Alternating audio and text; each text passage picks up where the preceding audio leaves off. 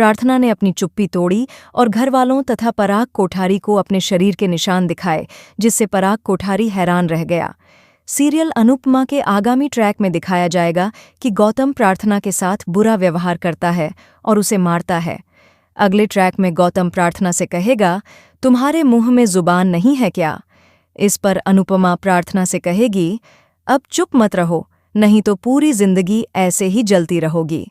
आने वाले एपिसोड में कहानी एक नया मोड़ लेगी।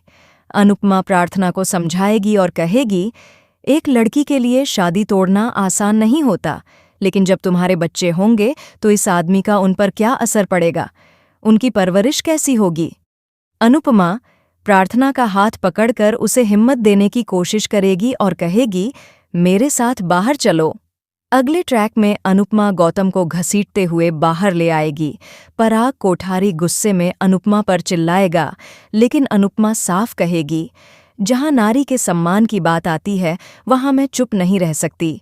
चाहे शादी टूट जाए, लेकिन मैं अपनी बेटी का घर बचाने के लिए किसी और लड़की को मुसीबत में नहीं देख सकती। आने वाले ट्रैक में प्रार्थना को गौतम के झूठ का सामना करना पड़ेगा। पराग कोठारी कहेगा, अगर अनुपमा जी आपकी बात झूठी निकली तो मैं तुम्हें कभी माफ नहीं करूंगा और तुम्हारी बेटी को अपने घर की बहू नहीं बनाऊंगा।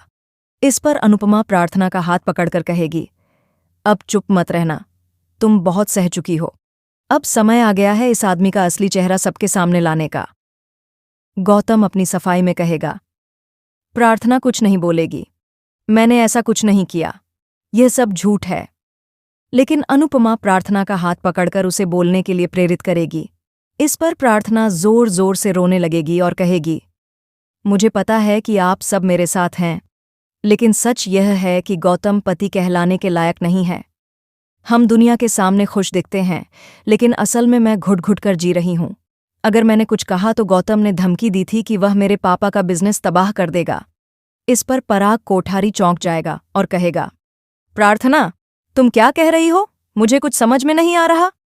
गौतम तुरंत सफाई देने की कोशिश करेगा और कहेगा, यह सब अनुपमा की साजिश है। अगले ट्रैक में गौतम चालाकी से सारे आरोप अनुपमा पर डालने की कोशिश करेगा, लेकिन तभी प्रार्थना गुस्से में चिल्लाएगी, गौतम अब बहुत हो चुका, आपकी बकवास मैं अब एक शब्द भी नहीं सुनूंगी। वह अपने पिता से कहेगी, पापा अगर आपको सच जानना है तो सुनिए, अनुपमा जी ने मुझे हिम्मत दी और अब मैं सच सबके सामने लाऊंगी। आखिरकार प्रार्थना अपनी चुन्नी हटाकर अपने शरीर के निशान सबको दिखाएगी और कहेगी, आप सोचते थे कि मैं हमेशा ढके हुए कपड़े पहनती हूँ, लेकिन सच्चाई यह है कि वे कपड़े सिर्फ मेरे जख्मों को छिपाने के लिए थे। आने वाले ट्रैक में प्रार्थना का रो रो कर बुरा हाल होगा। वह कहेगी, शादी के बाद एक दिन भी ऐसा नहीं गया जब मुझे गालियां न दी गई हों। मैं इस शादी में घुट घुट कर जी रही हूँ। अंत में जब प्रार्थना अपने साथ हुई यातनाओं के बारे में बताएगी तो वह घबराकर बेहोश हो जाएगी। यह देखकर पराग कोठारी गुस्से में फूट पड़ेगा और गौतम पर चिल्लाएगा, तुम्हारी हिम्मत कैसे हुई मेरी बेटी पर हाथ उठाने की। यह ट्रैक बेहद दिलचस्प और रोमांचक होने वाला है।